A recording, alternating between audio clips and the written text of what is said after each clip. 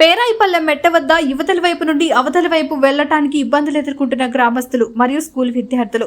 ఆలగడ్డ తాలూకా పేరాయిపల్లె మెట్ట ఫ్లైఓవర్ కింద ఉన్న మార్గంలో నీరు చేరి బురదమయంగా ఉందని, కింద చూస్తే బురద, పైన నుండి వెళ్దామంటే హెవీ వెహికల్స్ వెళ్తుంటాయి. దీని గురించి హైవే అధికారులకు కంప్లైంట్ ఇచ్చినా స్పందించలేదని, ఇక్కడ నీరు చేరకుండా కంకర కానీ ఏదైనా వేస్తే జంబుల తిన్నెం మరియు మందలూరు గ్రామ ప్రజలు వచ్చి వెళ్లడానికి అనువుగా ఉంటుందని అధికారులు దీనిపై చర్యలు తీసుకోవాలని గ్రామస్తులు కోరుతున్నారు.